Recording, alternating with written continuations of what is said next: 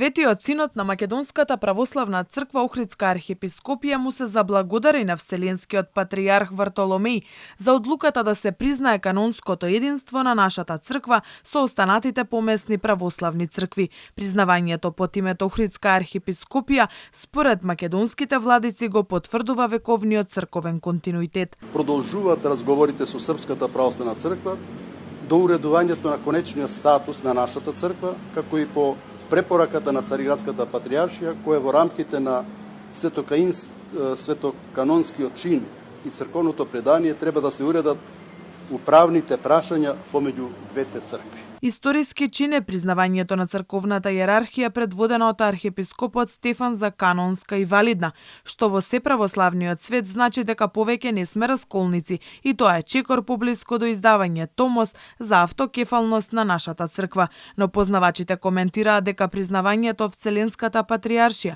не значи признавање и од сите православни цркви. Ова одлука на Вселенската патријаршија на секоја православна црква е оставено сама да реши дали ќе има комуникација со нас. Знаете, така беше во случај со Украинската православна црква, така ќе биде и со нас. Ние го добивме правото да комуницираме, да сослужуваме со други православни цркви, но тоа автоматски не подразбира дека сите ќе не прифатат и дека ќе почнат да служат со нас.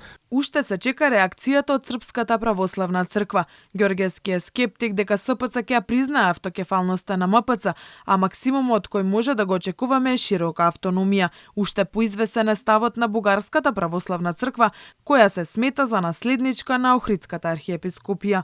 Ако тие го одбијат оно што Вселенската патријаршија го препорача вчера да ги среди управните прашања со нас, тогаш на потек ќе стапи Вселенската патријаршија како второстепена судска инстанца која што ќе ја донесе конкретната одлука. Кога нашиот поглавар испрати писмо до Бугарската православна црква во кое што бараше да бидеме признаени како самостојна црква, а ние да ги признаеме како мајка црква, тогаш Бугарската православна црква во кореспонденција со нас воопшто не го спомнуваше терминот Охридска архиепископија. Тоа беше изоставено од комуникацијата, што беше порака дека ние не можеме да претендираме дека сме црква која што може да го носи името Охридска архиепископија. За дилемите во јавноста околу постоењето на црквата на Јован Вранишковски, која го носи името Православна Охридска архиепископија, Ѓоргиевски смета дека не би требало да представува пречка во преговорите помеѓу српските и македонските владици. Во оваква дата ситуација едноставно Православна Охридска архиепископија на Вранишковски е тргната на страна, така. Али у случај да постои некаков договор со Српската православна црква, веројатно тоа ќе подразбира и решавање на нивниот статус. Преговорите помеѓу МПЦ и СПЦ започнаа пред 2 недели во Ниш, по долги години прекината комуникација, далеко од очите на јавноста, а иницирани од патријархот Порфири. Диалогот ќе продолжи, но МПЦ не открива кој чекори ќе ги преземе.